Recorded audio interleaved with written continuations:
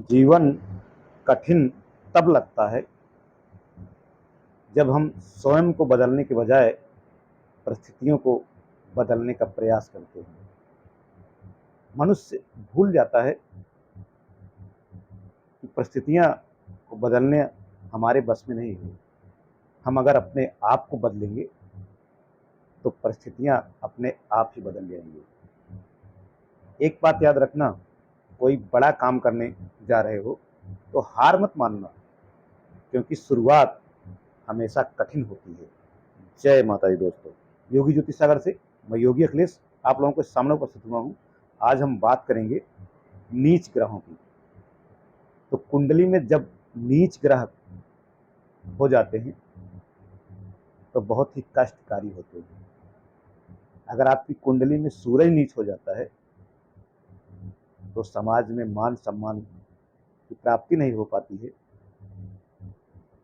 बंधु की रक्षा और सेवा करने वाला होता है, पर पिता को भी बहुत सारे कष्टों का सामना करना पड़ जाता है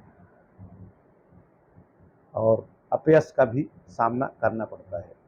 और हर कार्य में बाधा उत्पन्न होती है। जहाँ से हमें मान सम्मान मिलना चाहिए उतना मान सम्मान नहीं मिल पाता है और शरीर भी रोगी बन सकता है। और वहीं पर अगर चंद्रमा नीच का हो जाए तो जातक को बलहीन बना देता है, रोगी बना देता है और बुरा कर्म करने वाला बना देता है। और कहीं अगर मंगल नीच का हो जाए तो जातक दुष्ट प्रवृत्ति का हो जाता है और नीच कर्म करने वाला हो जाता है। जबकि मंगल रक्षा करने वाला ग्रह है, यहाँ पर भक्षक बना देता है। और कहीं पर आपकी कुंडली में अगर बुध नीच का हो जाता है तो बहन बुआ मौसी भी परेशान रहती हैं उसके घर में। और बुध नीच होने की वजह से कार्य पर भी बहुत प्रभाव पड़ता है। जातक धूर्त हो जाता है, भाइयों की मदद करने वाला होता है, पर किसी कार्य में सफलता मिलना मुश्किल हो जाता है। बुद्धिमानी भरे कार्य भी उसके सही नहीं हो पाते। और कहीं अगर शुक्र नीच का हो जाता है तो दाम्पत्य जीवन में भी बहुत सारी समस्याओं का सामना करना पड़ता है। और शुक्र के नीच होने से जातक हमेशा दुखी रहता है किसी न किसी कारण। और कहीं अगर शनि नीच का हो जाता है कुंडली में तो जातक को लालची और दरिद्र बना देता है और उसे बहुत सारे अपयशों का सामना करना पड़ता है। दोस्तों, अगर कुंडली में इस तरह ग्रह नीच के हैं कोई, तो उनका पूजा पाठ दान जप करना चाहिए। तो धीरे धीरे उनकी नीचता भंग होती है। और अगर कहीं गुरु की दृष्टि पड़ती हो इन ग्रहों पर जो नीच के ग्रह हैं, तो उनकी दृष्टि से ही अच्छा फल मिलने की संभावना बन जाती है। क्योंकि अगर गुरु नीच के हो जाते हैं तो भी बहुत अच्छा फल नहीं देते हैं।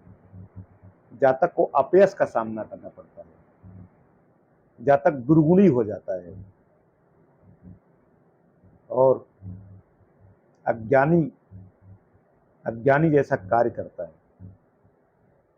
और गुरु अगर नीच का हो जाता है तो जातक अच्छा भी कार्य करता है तो उसके ऊपर कलंक लगते हैं।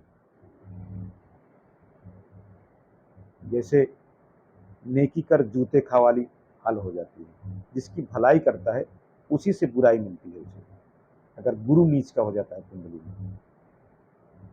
तो दोस्तों, ये ग्रह अगर कुंडली में नीच के हैं आपके, कोई भी ग्रह इसमें से, तो उसका दान करें उसके कारक तत्व से संबंधित।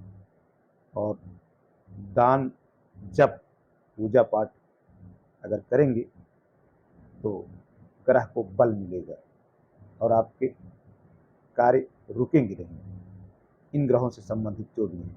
क्योंकि सूर्य अगर नीच का हो जाता है तो सरकारी कार्यों में भी बहुत बाधा आती है, कार्यों में रुकावट आती है और कार्य क्षेत्र में बहुत प्रॉब्लम होने लगता है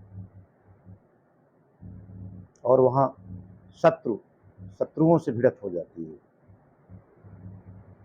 और नौकरी में भी बहुत दिक्कतों का सामना करना पड़ जाता है और उसका भाई बंधुओं से भी नहीं जमता है उतना।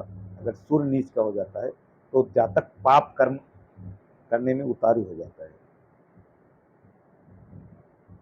तो दोस्तों, अगर ऐसी स्थिति आपकी कुंडली में है तो आप दान जप जरूर करें।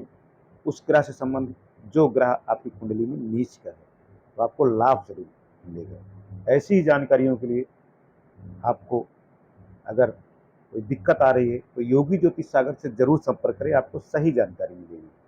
आपको अपने बारे में जानना है, अपने भविष्य के बारे में जानना है, शिक्षा के बारे में जानना है, रोजगार के बारे में जानना है, या विदेश गमन के बारे में जानना है, या शादी के बारे में जानना है, प्रॉपर्टी के बारे में जानना है, या आपको वास्तु के बारे में जानना है, योगा के बारे में जानना है या ध्यान के बारे में जानना है, तो आपको सटीक जानकारी मिलेगी योगी ज्योतिष सागर से।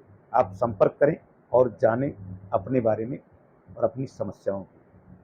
तो दोस्तों, अगर आपको वीडियो अच्छी लगी हो तो ज़रूर शेयर करें, जिससे और भी भाई बहन इस वीडियो का लाभ ले सकें और उन्हें पता चले कि अगर उनकी कुंडली में कोई ग्रह नीच का है तो उससे संबंधित वस्तुओं का दान करें और जप करें तो जल्द ही राहत मिलेगी।